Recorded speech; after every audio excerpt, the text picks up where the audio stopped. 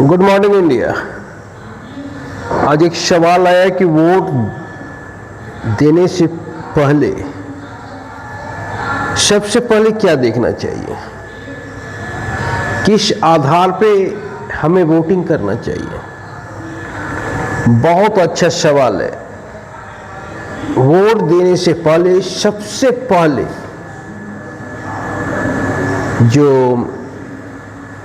Main चीज है, जो सबसे ज्यादा जरूरत की चीज है, कानून व्यवस्था है।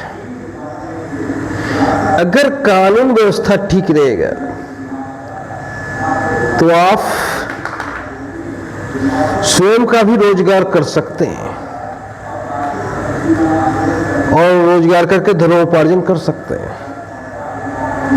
पर अगर कानून व्यवस्था खस्ता रहेगा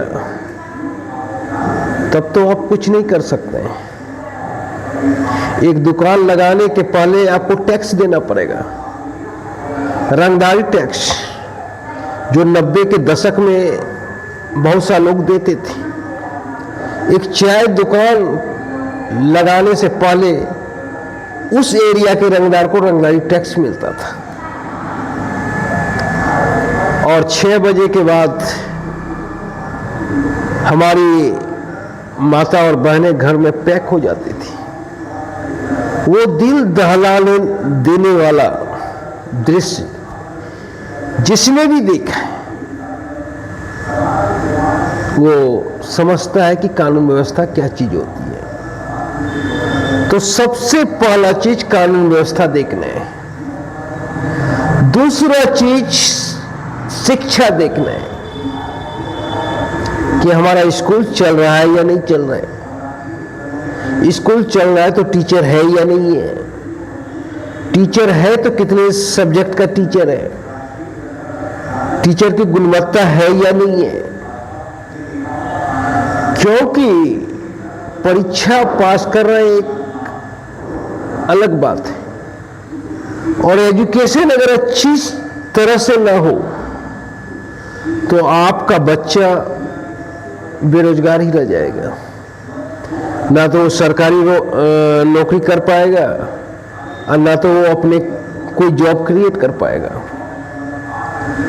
और आपका बच्चा अगर अच्छी तरह से पढ़ेगा तो दोनों तरह से सक्षम होगा, सरकारी नौकरी करने में भी और स्वयं के रोजगार को क्रिएट करने में भी।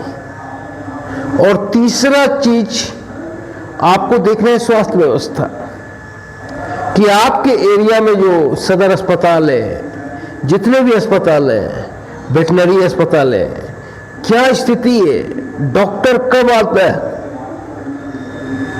अस्पताल की स्थिति क्या है, सारी सुविधा है या नहीं है,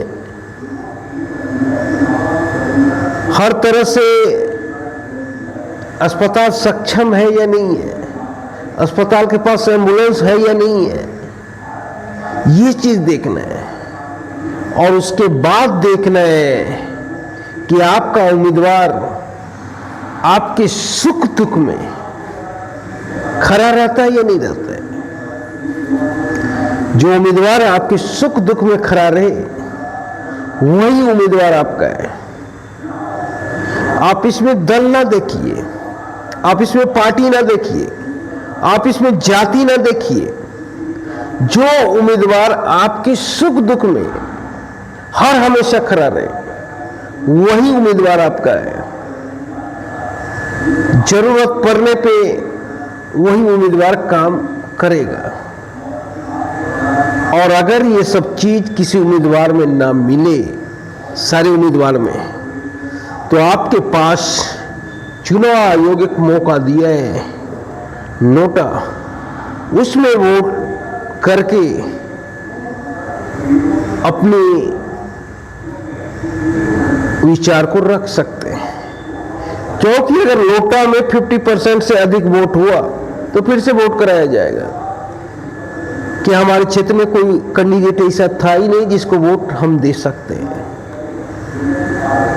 पर वोट अति आवश्यक दें, क्योंकि एक वोट आपका तय करेगा कि अगला 5 साल बिहार आगे रहेगा या पीछे रहेगा। एक वोट आपका इतना बड़ा डिसीजन करेगा बिहार के भविष्य का। इसीलिए सोच समझ के वोटिंग करें।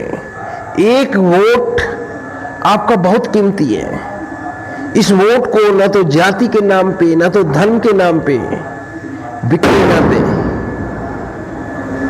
अपना समझदारी से काम करें, क्योंकि आप ये वोट किसी दूसरे को नहीं कर रहे हैं, ये वोट अपने आप को कर रहे हैं।